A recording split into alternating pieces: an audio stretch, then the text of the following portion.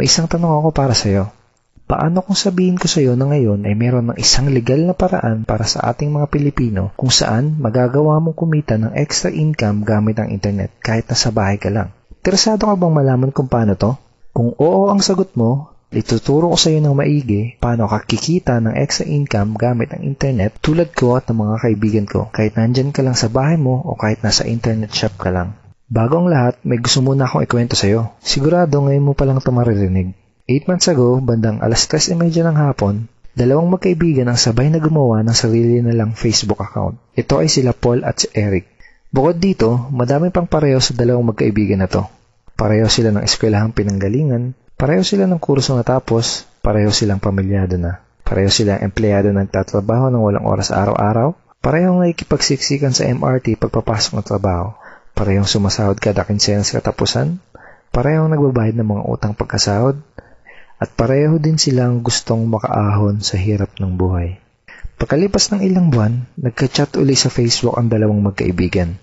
Si Paul ganun pa din. Araw-araw pa din siyang stress sa pagtatrabaho ng walang oras araw-araw. Madalas pa siyang mag-overtime kaya wala na siyang oras sa pamilya niya. Balak niya na ding mag-abroad dahil kulang na kulang ang kinikita niya para sa kanyang pamilya.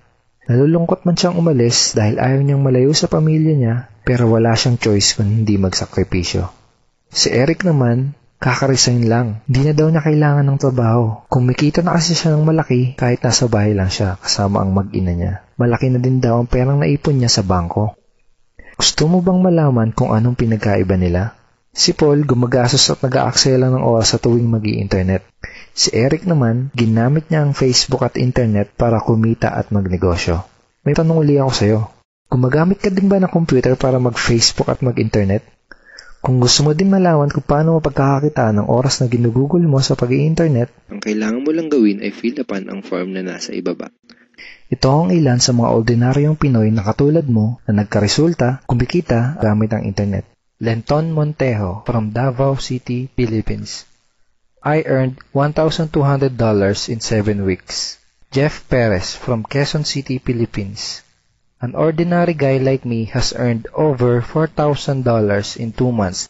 Ivy Amor Dahino from Bangkok, Thailand. Highly recommended opportunity. I've just mentioned this to my friends. Kiko Javier from Davao, Philippines. I'm now averaging about $700 per month since I started this. Reden Kakista, Riyadh, Saudi Arabia. I earned $6,460 using internet only. I'm here in the Middle East working and I'm even earning more than my salary here. Nakakatuwa, di ba? Nung una, naniwala lang sila at sumubok. Ang maganda, pwede ding mangyari sa iyo mga to. Kung gusto mo na ding matutunan kung paano o kikita gamit ang internet, ang kailangan mo lang gawin ay fill upan ang form na nasa ibaba. At ipapadala ko sa email mo ang video na magtuturo sa iyo kung paano ka kikita katulad namin.